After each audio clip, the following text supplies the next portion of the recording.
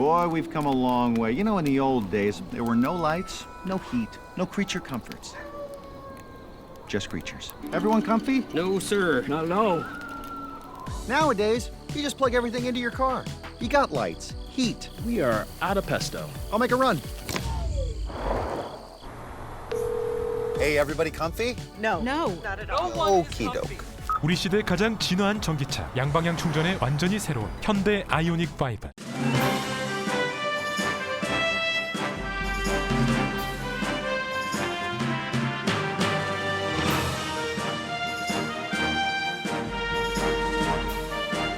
깊어가는 늦가을 11월 라디오 서울과 함께 건강하고 활기찬 계절 맞이하세요. 1250만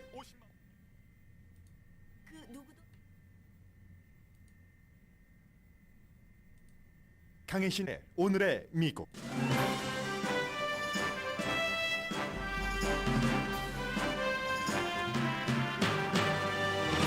한덕수 총리 등 관계자들이 이태원 할로윈 참사에 대해 사과했다고 세계 모든 언론이 보도합니다. 세계 언론은 예측 가능했고 막을 수 있었던 참사라면서 많은 군중이 모일 때 개인이 준비해야 될 상황까지 전하고 있습니다. 시카고의 할로윈은 드라이브 바이 슈팅으로 3살 아이를 포함해서 14명이 총상을 입었습니다. 낸시 펠로시 하원 의장 집에 침입한 용의자는 펠로시 무릎뼈를 부러뜨리고 납치할 계획이었다고 진술했습니다. 연방준비제도가 다음 주 0.75% 이자율을 인상한 뒤에는 더 이상 큰 폭의 이자율이 없을 것이라고 예상하는 이유를 더 힐이 보도했습니다.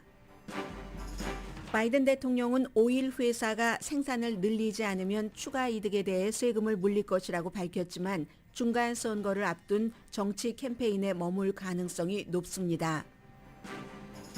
존 로버츠 연방 대법원장이 연방 하원이 트럼프 전 대통령 세금 보고서를 리뷰하지 못하도록 임시 블록했습니다.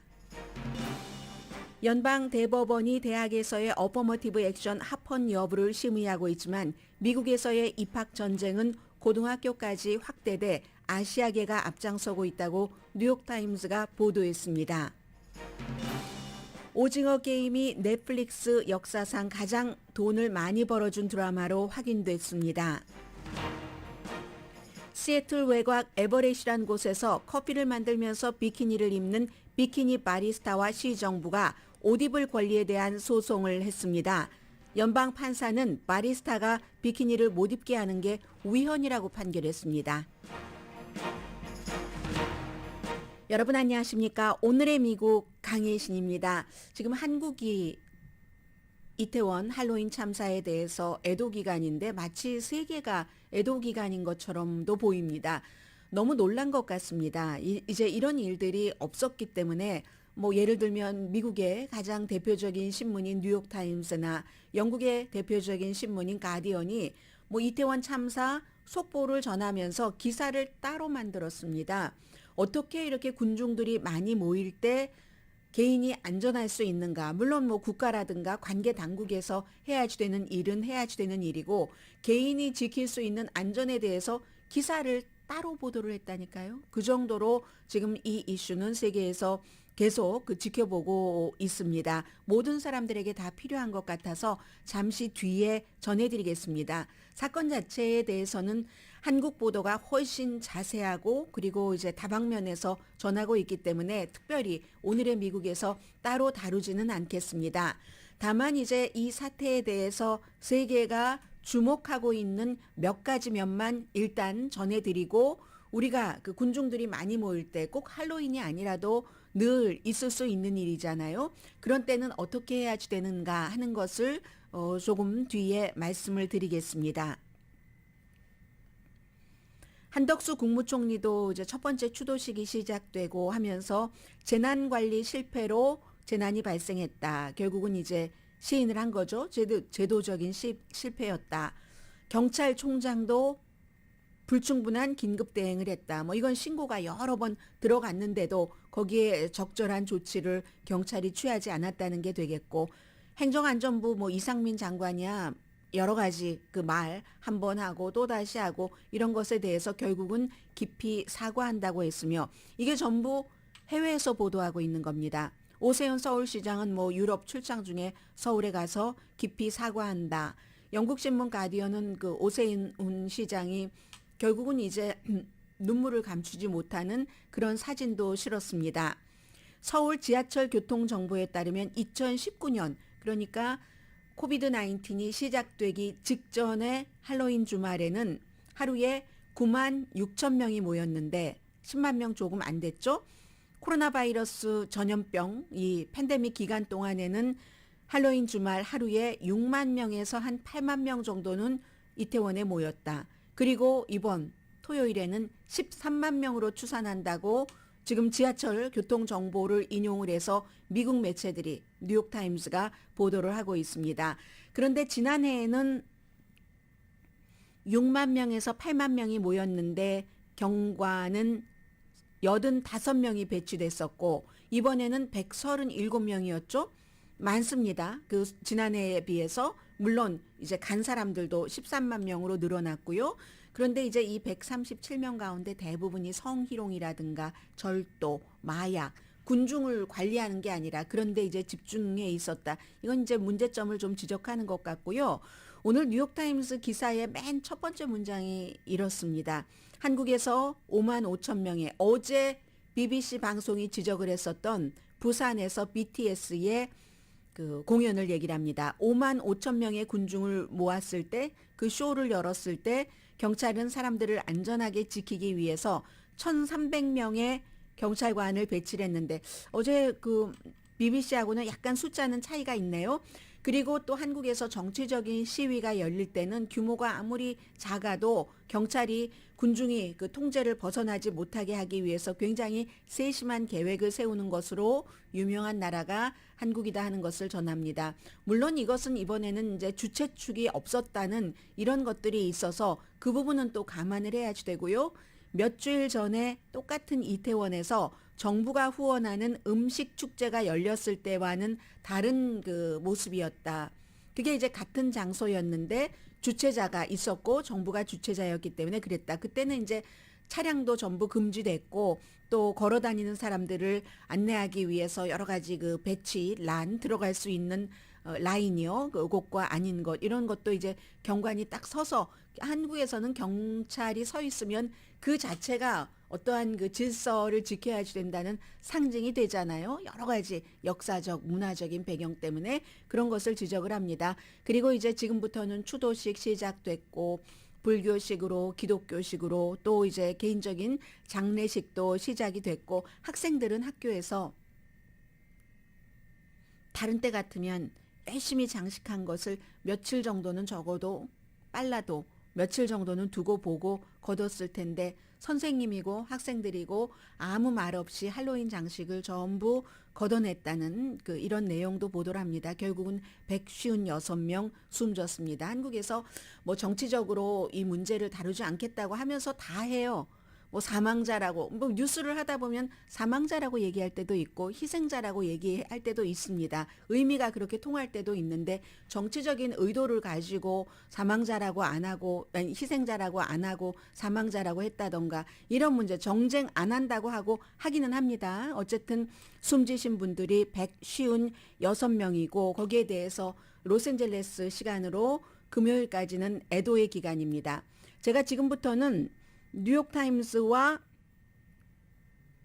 가디언이 이렇게 대규모 군중이 모여서 위험이 있을 때 어떻게 해야 되는가 하는 것을 약간 그 성향이 다르게 보도했거든요. 실제로는 뉴욕타임스의 보도가 훨씬 좀 도움이 될 것 같아서 먼저 이 그 가디언의 보도부터 전해드리겠습니다. 군중들이 많이 모였을 때 어떻게 위험 상황이 발생을 하고 그것을 예방할 수 있는 방법 그리고 또 하나 인신공격 지금 한국에서 뭐 토끼 뭐 머리띠를 한 사람이 뭐 이렇게 저렇게 이런 얘기를 하잖아요. 결국은 그런 개인보다는 그 관할 당국의 책임이 더 많다 하는 게 가디언의 결론입니다. 그리니치 대학교의 군중 행동 전문가인 에드윈 갈리 교수 아주 이번처럼 촘촘하고 인구 밀도가 그리고 컨트롤이 되지 않는 군중, 컨트롤하는 사람이 없었으니까. 그리고 좁은 길에서 넓은 길로 가는, 그걸 통해서 넓은 길로 가는 이 세 가지는 재앙으로 가는 지름길인데 이 모든 것이 이태원의 할로윈데이에 있었다는 겁니다. 사람 밀도를 전문가들은 이렇게 측정을 한답니다. 스퀘어 미터당 4명이면은 그때부터 이거 조금 봐야지 되는데 하고 5명, 6명이 되면은 사고의 위험이 높다는 겁니다. 이제 영국이니까 스퀘어 미터로 했고 이게 평방미터잖아요. 1미터, 1미터, 가로 세로 1미터, 1미터에서 그 정도면 여러분 짐작하시겠죠. 거기 4명 이상 들어가서 5명부터 위험해서 6명이면 굉장히 사고의 위험이 있을 수 있다는 겁니다. 이걸 이제 뭐 미국에서는 폭 10피트, 10피트의 그 길목에서 길이가 130피트 되는 그곳에 엄청난 사람들이 모였다는 거잖아요.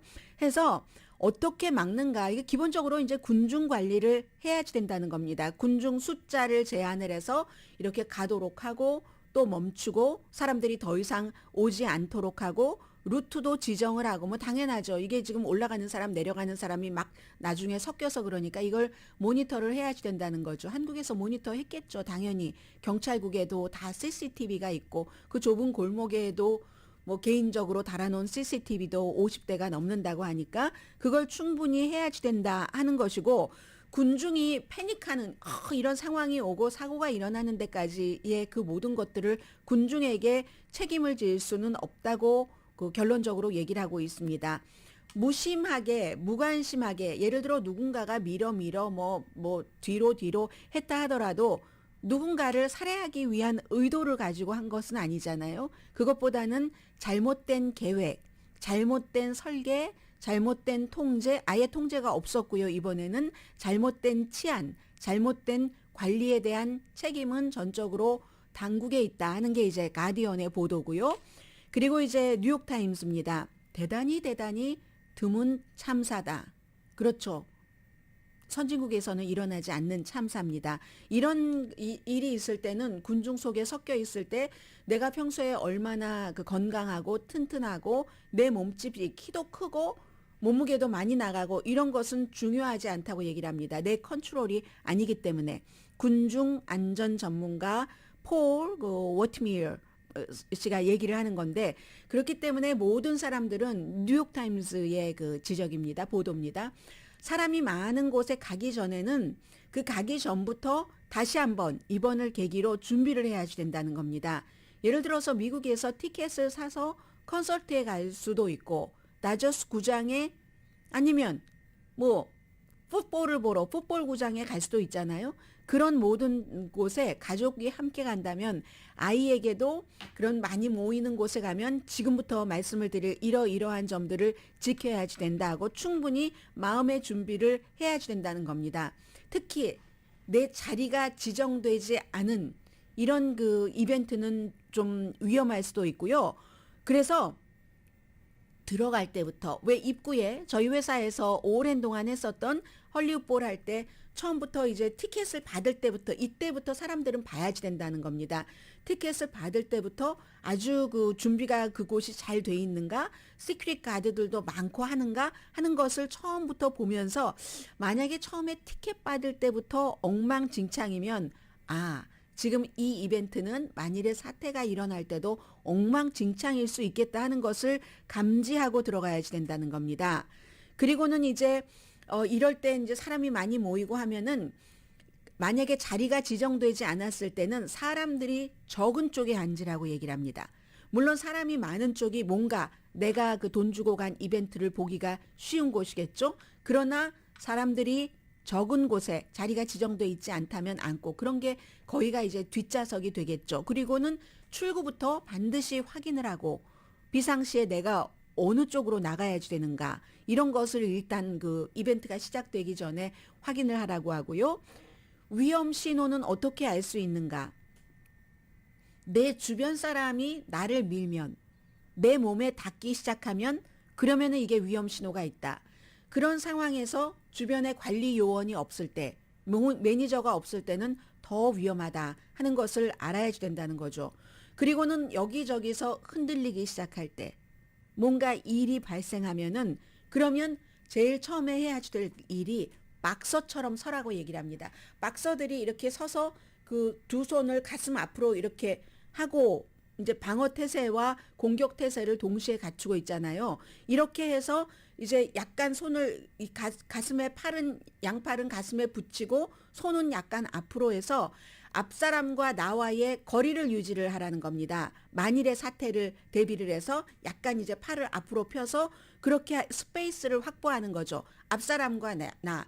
뒤보다는 이제 뒤와 앞을 동시에 할 수가 없고 앞이 다 공격을 받을 수 있는 장기와 심장이 있는 곳이잖아요. 이번처럼 심정지가 많았는데 그래서 앞사람이 뒤로 오고 할 때의 스페이스를 확보를 하고 발은 그 발을 똑같이 나란히 두는 게 아니라 한 발을 다른 발보다 조금 앞으로 둬서 균형을 맞추고 그렇게 해서 압박하는 사람들의 압력을 그게 흡수하기가 쉽답니다. 똑바로 서 있지 말고 한 발을 조금 앞에 두고 팔은 조금 앞으로 뻗고 무릎은 융통성 있게 어떠한 그 전후좌우에서 공격이 오더라도 내가 이렇게 할 수 있도록 융통성 있게 한다는 것을 생각을 하고 있으라고 합니다.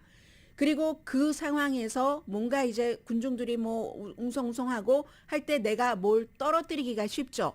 떨어뜨리면 절대로 줍지 말라고 얘기합니다.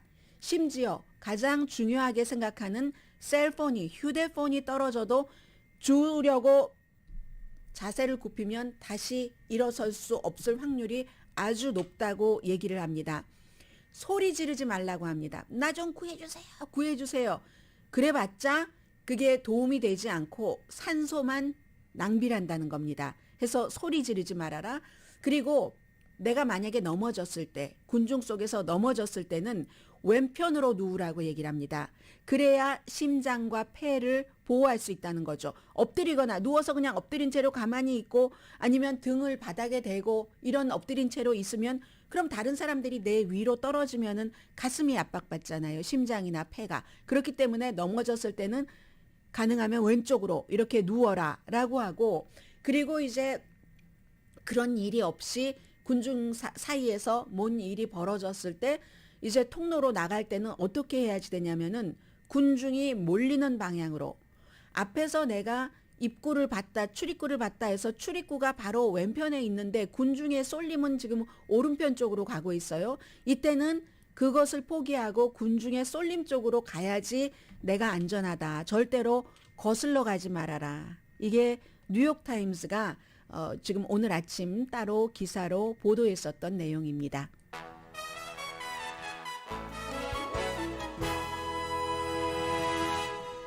시카고 총격 사건은 잠시 뒤에 간단히 말씀드리겠습니다. 오늘의 미국은 유한양행 뉴오리진 건강식품과 유정란 배반엽 줄기세포 화장품 전문회사 셀리온, 이민법 가정법 전문 제인정 종합법률 사무소, 프리미엄 고기 쌈밥 전문 레스토랑 쌈, 재래식으로 직접 만드는 검정콩 생순두부 수라원 순두부, 한국 홈쇼핑 공동펀입니다. 지금 미국이 이제 중간선거가 딱 일주일 남았기 때문에 뉴스가 많이 나오는데 특별한 뉴스는 없습니다. 대강 이렇게 헤드라인 전해드릴 수 있는 것 전해드리고 중요한 뉴스 잠시 뒤에 보도해드립니다.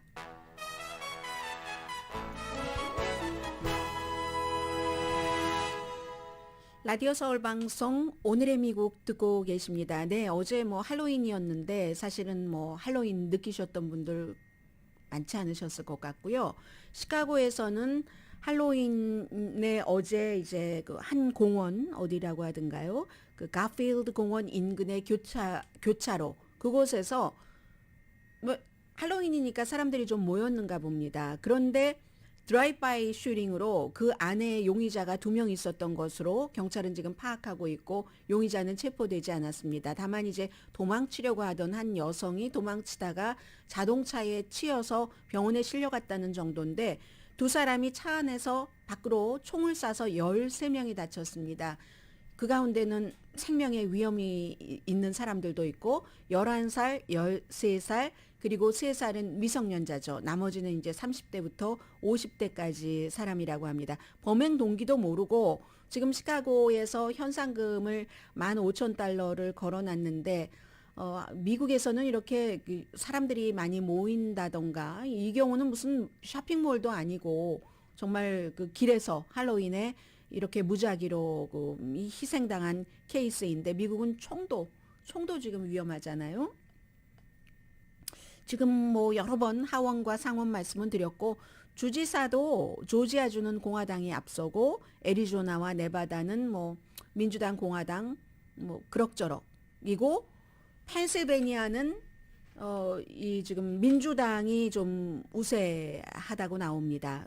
왜냐하면 공화당의 그 주지사 후보가 의사당 폭동 사건 현장에 갔었던 그런 사람이기 때문에 대체적으로 그리고 나머지는 뭐 이하 동문입니다. 뭐 상원 어느 당이 다수당이 될지 아직 확신할 수 없다. 하원은 뭐 공화당이 다수당이다. 숫자적인 문제가 있지 그런 것이고 지금 미국에서 또 중요한 것이 지금 계속 폭력이잖아요. 어떠한 형태로든지 폭력이 일어나고 있는데 이 데이비드 드페프라는 42살의 낸시 펠로시 하원 의장 집에 갔었던 이 용의자가 뭐 체포됐고 당연히 지금 여러 가지 혐의로 기소가 됐는데 만약에 이 모든 것에서 유죄 판결을 받으면 연방에 대해서 50년 그리고 샌프란시스코 지방 그쪽에서 또 조사해서 13년이 또 있어서 최고 뭐 한 63년 정도 징역형을 받을 수도 있습니다.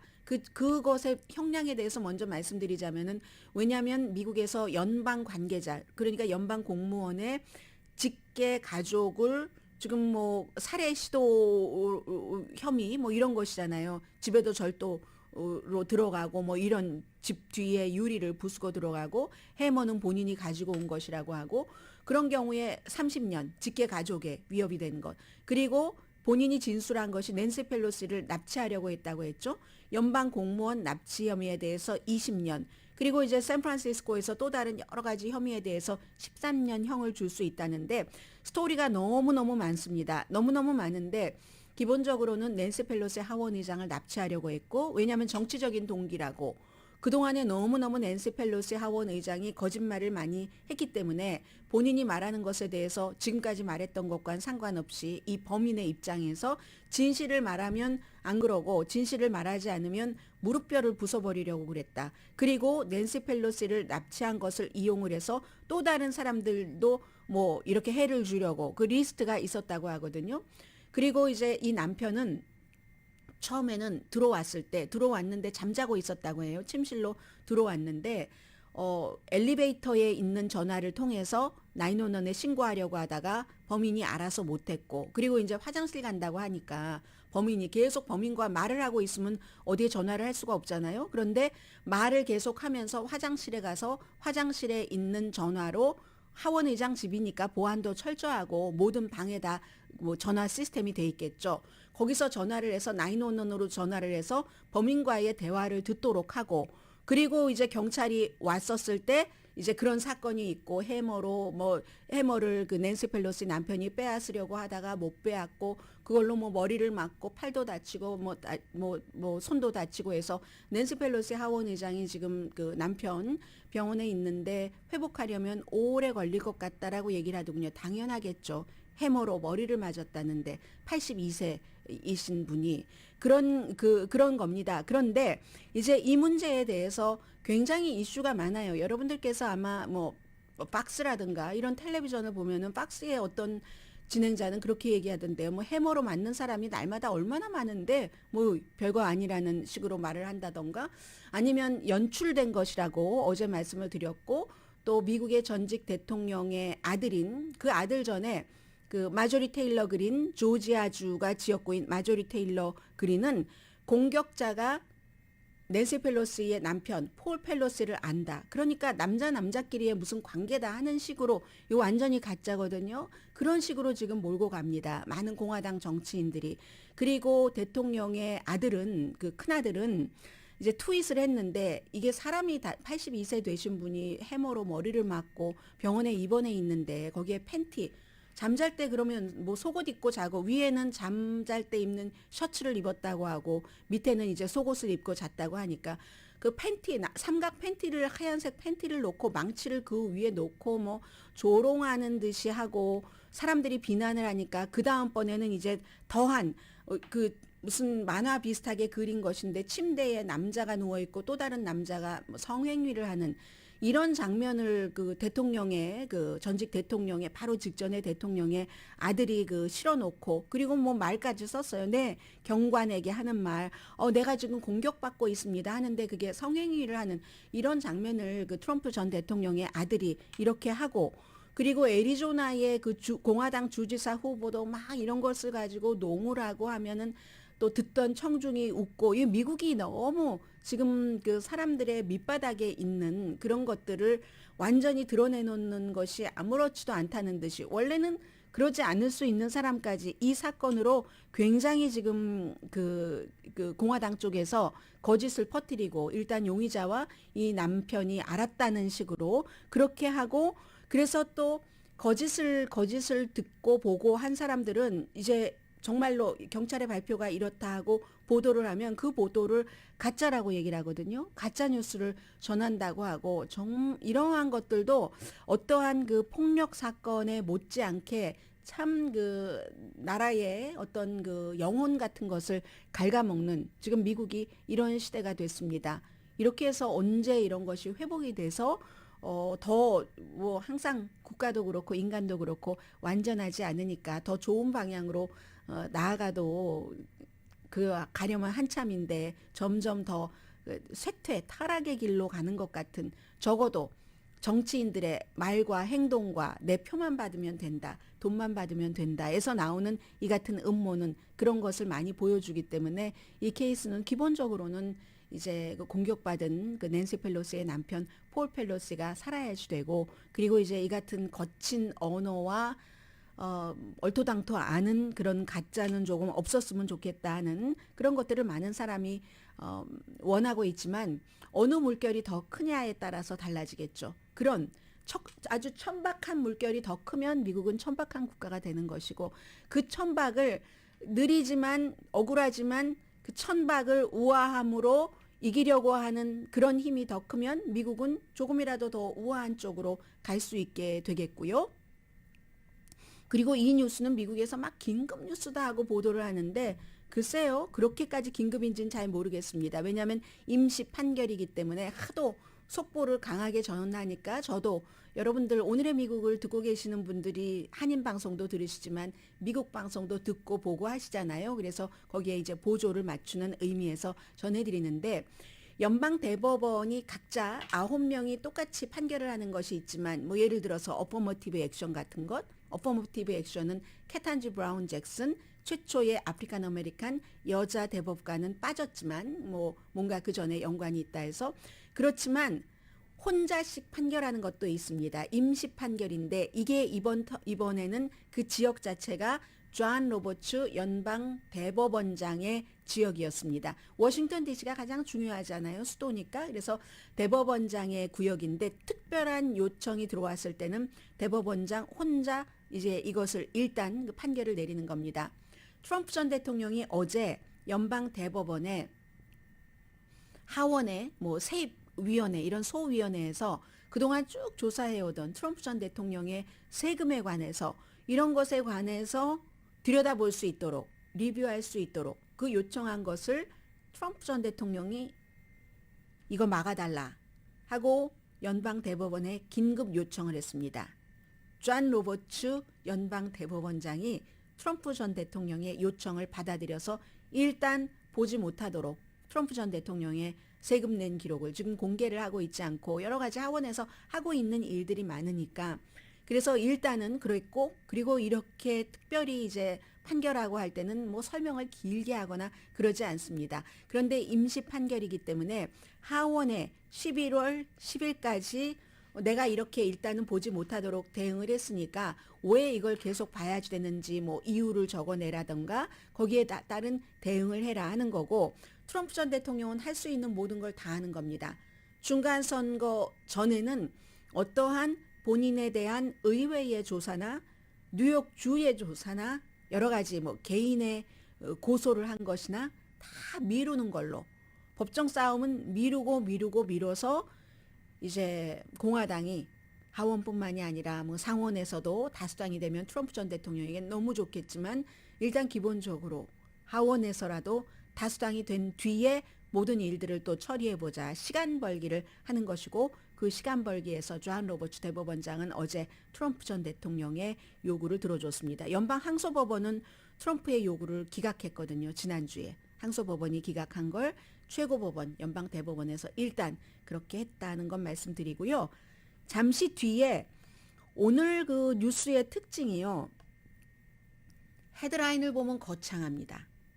헤드라인을 보면 거창한데 그 내용을 보면 그게 확정적인 것도 아니거든요. 그렇다고 보도를 하지 않기에는 무게감이 또 세요. 강해요. 이 뉴스를 하다 보면 그런 때가 있거든요. 오늘 그런 날입니다. 잠시 뒤에 그 같은 몇 가지 전해드립니다.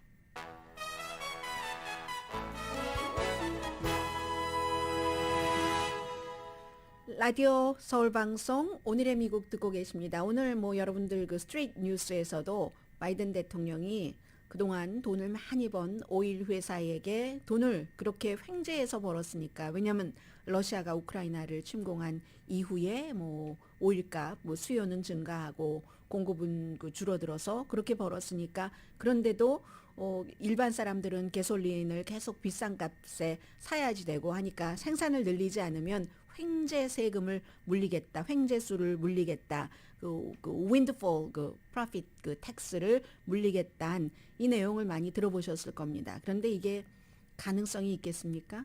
그러한 세금을 물리게 하는 이 모든 것들은 의회가 최종적으로 결정을 해줘야지 되는데 선거가 며칠 남지 않았고 하원이 당장 공화당이 다수당이 된다고 하면 그 같은 안건을 올리겠습니까? 오일 회사의 기금을 민주당이 더 많이 받습니까? 공화당이 더 많이 받습니까? 그러니까 이것은 대통령이 그 민주당 유권자들에게 어필하기 위한 그러한 선거 캠페인이다라고 생각을 하시면 됩니다. 물론 그렇게 하고 싶은 마음이 있겠죠. 그러려면은 민주당이 다수당이 돼서 이겨야지만 가능한 일인데 지금 이미 하원은 진 것으로 뭐 거의 모든 전문가들이 파악하고 있기 때문에 이게 불가능합니다. 의회와 협력해서 모든 옵션을 검토를 하겠다 하지만 공화당이 하원 장악한 그 순간에 이건 끝나는 겁니다. 다만 오일 회사에 압박을 할 수는 있겠죠. 이 대통령으로서 그런 압박은 가능한데 왜 그렇게까지 할 수밖에 없는가가 아니고 그렇게 할 만한가 하는 것은 엑손모빌이 미국의 그러니까 6군데의 대기업 오일 회사가 지난 6개월 동안 올해 번 돈이 지난해 1년 내내 번 돈보다 많답니다. 그리고 2021년 같은 분기 수익은 뭐 최근에 보면은 2.5배 이상 된다고 하거든요. 엑손모빌이 3분기의 수익이 200억 달러 정도 뭐 전분기보다 굉장히 많이 증가했고 뭐 엑손모빌만 그런 게 아니라 뭐 쉐브론도 그렇고 다른 회사도 마찬가지입니다. 그런데 왜 돈만 많이 벌고 그 돈으로 계속 투자를 한 거나 오일을 시추한다던가 생산한다던가 이런 걸 하지 않고 배당금만 주고 또 그 자기네 회사의 주식만 사지? 이게 대통령의 얘기입니다. 얘기 자체는 충분히 이해가 갑니다마는 대통령이 이걸 시행하려면 민주당이 다수당이 돼야지 된다. 고로 거의 불가능해 보인다까지 말씀을 드립니다. 의회신문 더 힐은 아주 긴 내용의 기사로 제목 자체가 이래요. 연방준비제도가 이제 0.75% 슈퍼 이자율 인상을 끝낼 이유들 이렇게 얘기하고 거창해요. 그리고는 기사를 보면 굉장히 긴데 지금 지난 3월부터 이자율이 어떻게 인상돼 왔는가 하는 것을 쭉 설명을 하고는 왜 다음부터는 0.75%는 안 되는가 하는 것은 딱 두 문장 정도로밖에 요약하면 될 정도거든요.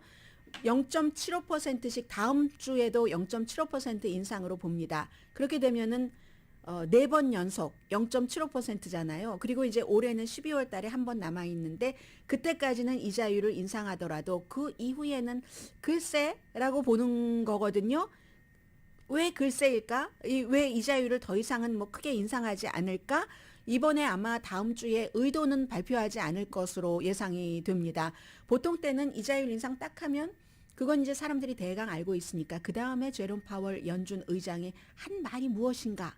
그 말에서 다음에 어떻게 할 것인가를 미리 예상들을 하는 거잖아요. 그런데 이번에는 아마 그 다음번에 대해서는 자세한 얘기를 하지 않을 것이라고 전문가들이 봅니다. 그런데 지금 핵심 인플레이션이요. 아주 뭐 그 변동률이 높은 에너지, 특히 가솔린 값이라든가 식료품비를 제외한 그런 인플레이션과 임금 상승, 이건 약간 줄어들었잖아요. 뭐 올라가기는 하지만 올라가도 그 전 분기에 비해서 조금 덜 올라간다던가 그렇게 됐고, 주택 구입은 이미 감소가 됐고, 주택이야말로 이자율을 인상하면서 가장 분명하게 영향을 미치는 분야잖아요. 그런 것 있고, 장기 투자도 일단 기업에서 멈춤하는 것 같고, 임금 상승도 임금이 상승되기는 하지만 전처럼 많이 상승되지는 않는 것 같고, 그러니까 이제는 그렇게 슈퍼 그런 이자율 인상은 없어도 되지 않을까. 그리고 이제 더 생각하시는 분들은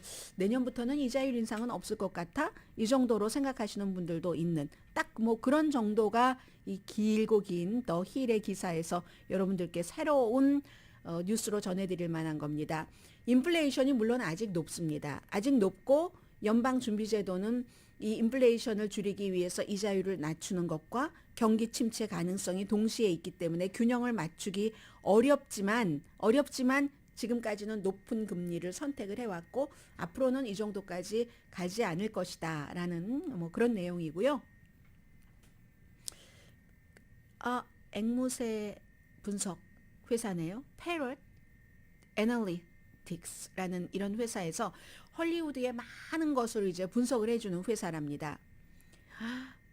이 넷플릭스가요, 2027년까지, 왜냐하면 그 스퀴드 게임, 오징어 게임을 사람들이 계속 보니까 20억 달러를 벌어줄 것으로 예상을 했대요. 그런데 이 넷플릭스를 얼마를 주고 만들었냐면, 뭐 한국식으로 하면 그다지 작은 돈은 아니지만 세계 시장에서 볼 때는 2140만 달러를 들여서 만들었는데 20억 달러, 이거 1억 달러도 아니에요. 2140억 달러를 주고 만들었는데 20억 달러 2027년경에 그 정도까지 돈을 번답니다. 가장 많은 돈을 벌어줄, 물론 장기적으로 아주 장기적으로는 뭐 그레이그 아나토미처럼 그렇게 많이 벌지는 못하겠지만 다른 것과 비교를 해보면, 뭐 예를 들어서 넷플릭스에서 무슨 뭐 레드 노티스라든가 또 그레이맨이라든가 이런 게 2억 달러 제작비가 들었거든요. 그럼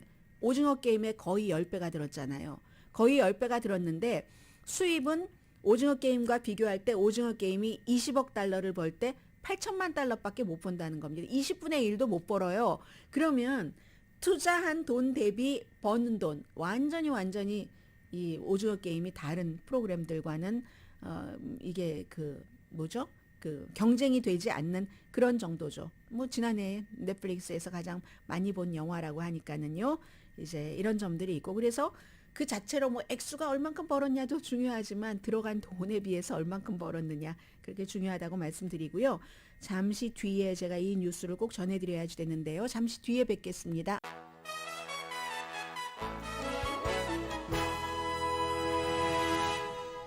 라디오 서울 방송 오늘의 미국 듣고 계십니다. 오늘 그 뉴욕타임즈에 실린 두 가지 기사를 묶어서 전해드리겠습니다. 하나는 지금 이제 어포머티브 액션은 어제 자세히 말씀드렸고 심의 중이고요. 연방대법원에서 하버드와 유니버시티 오브 노스캐롤라이나, 이게 하퍼인가 아닌가? 그런데 이게 대학교 고등교육에서뿐만이 아니라 얼마 전에 그 캘리포니아주에서 샌프란시스코에서 아주 유명했었잖아요. 그 샌프란시스코에 특히 이제 중국계에서 3명의 교육위원을 말하자면 교체를 했을 이럴 정도. 왜냐하면 너무 유명한 학교, 성적순으로 가야지 되는 학교를 일종의 어퍼머티브 액션을 넣어서 백인과 에이시안을 4분의 1로만 하고, 그리고 이제 대신에 아프리칸 아메리칸과 라티노를 한 40%까지 했다 해서 교육위원들을 이게 말이 되느냐고 하고 3명을 바꿨잖아요. 그런데 그게 꼭 샌프란시스코에서만 있은 게 아니라, 그리고는 이제 다시 그 규정을 바꿨습니다. 또 다시 이렇게 그런 일종의 어포머티브 액션 같은 것 없이 성적 순으로 하도록 바꿨는데 샌프란시스코만 그런 게 아니라 버지니아라든가 뉴욕의 고등학교, 대학교도 아니고 고등학교에서도 이런 일들이 많은데 이 같은 것들을 에이시안계의 어떤 그 정치적인 활동, 교육이 이슈인 정치적인 활동이라고 보고 있습니다. 특히 이제 중국 사람들이 많이 그 뭐 주도를 해서 하고 있기 때문에 위챗 같은 것을 사용을 해서 투표할 때도 누구를 떨어뜨리고 누구를 하고 하는 그 투표 용지 같은 것도 다 그 앱으로 그 뭐 어떻게 해야지 된다 하는 것들도 공유를 하고 해서 전체 투표율이 낮은데도 이 중국계 투표율은 엄청 높은 그런 일들이 뉴욕이나 버지니아에서도 일어나고 있는데 이 논리가 이 어포머티브 액션이 지금 이제는 고등학교까지 엘리트 고등학교까지 내려가는데 에이시안들이 너무 주체적인 일을 하고 있다 하는 것이 보도가 됐고요. 이와 더불어서 그 뉴욕타임스가 하나를 더 전한 것은 이 세상 거의 모든 나라가 아니라 주요 국가의 적어도 그 4분의 1 정도는 어포머티브 액션이 있다라면서 각 나라의 예를 했는데 그 국가 자체에서 어포머티브 액션을 할 때는 그 다양성이라는 그 이유에 대한 뭔가가 있으니까 기인하는 뭔가가 있으니까 그러는 것이다 하면서 보도를 하는데 지난 30년 동안 이제 새로 그리고 있었던 것을 지속해오는 국가들이 많다는 겁니다. 콜로라도 볼더 대학교의 교수 뭐 어떤 이런 많은 분들이 쭉 그 데이터를 분석을 했는데 중국 하면은 중국이 이제 어떤 특정 지역에서 소수 인종을 굉장히 그 학대하고 하는 것으로 많이 알려져 있잖아요. 실제로 그렇고. 그런데 중국도 전반적으로는 학생이 소수 인종이면 점수가 낮아도 어포머티브 액션을 하게 하는 이런 것을 시행하고 있다. 프랑스는 좀 경제적으로 특히 가난한 지역의 학생들을 어포머티브 액션 형태로 하고 있고 브라질 같은 경우요. 2012년도에 법을 만들었습니다. 공립대학교 이런 곳에서는 특히 이제 아프리칸 아메리칸이나 원주민을 차별을 하니까 그 라틴 아메리카에서 아프리칸 아메리칸 노예제가 있었기 때문에 차별을 하잖아요. 50%를 브라질은 그렇게 하도록 하고 인도도 공립대학 시스템이 소외계층을 많이 받도록 인도야말로 계층 카스트 제도가 있는 그런 곳이기 때문에 헌법으로 만들었답니다. 22.5%는 그런 그 대학교에서 카스트의 아주 그 낮은 계급, 무슨 뭐 예를 들어 뭐 난리츠 계급이라든가 경제적으로 그런 계급을 놓는 것을 인도도 하고 있다. 뿐만이 아니라 인도의 고등교육기관은 한 50% 정도를 그렇게 좀 소외된 계층으로 한다고 하고 학교 졸업하고 나서 어떠한 그 정부 일자리에도 당연히 쿼터가 있다. 이런 것들을 알려주고 있고요. 아무튼 그러나 한국분, 중국분 이런 아시아계는 아니 우리 아이가 뭐 공부를 얼마나 잘했는데 이런 생각들을 굉장히 많이 하고 있는 게 또 미국의 모습이기도 합니다. 오늘의 미국은 유한양행 뉴오리진 건강식품과 유정란 배반엽 줄기세포 화장품 전문회사 셀리온 이민법 가정법 전문 제인정 종합법률사무소 프리미엄 고기 쌈밥 전문 레스토랑 쌈 재래식으로 직접 만드는 검정콩 생순두부 수라원 순두부 한국 홈쇼핑 공동폰이었습니다. 10시에 좋은 아침 좋은 하루 방송됩니다. 다행이네요. 한 1분 정도 남았습니다. 워싱턴주의 뭐 시애틀의 외곽 지역이라고 하죠. 에버렛이라는 곳에서 아주 오랜 동안 바리스타인데 비키니를 입고 바리스타를 커피를 만드는 거예요. 손님에게 이렇게 주기도 하고 그곳과 시조례가 맞지 않는다 해서 소송을 했는데 시애틀의 지방법원 판사가 리카르도 마티네스 판사가 이거는 이 헌법에 위배가 된다. 옷을 벗고도 비키니를 입고 바리스타를 할 수가 있다라고 판결을 내렸거든요. 왜냐하면 남녀가 평등하지 않다는 거예요. 이러한 조항이 대체적으로 여성, 꼭 비키니뿐만이 아니라 뭐 배꼽 나오는 옷 이런 것 있잖아요. 그럼 여성들에 대해서만 규제를 해야지 된다 해서 남녀 평등이 안 되기 때문에 바리스타는 비키니를 입고 할 수 있다. 그 시조례가 틀려먹었다. 소송 자체는 이 같은 비키니를 입고 커피를 만드는 바리스타들과 그 바리스타들을 고용하는 그 주인이 했었던 겁니다. 미국이에요. 강혜신이었습니다.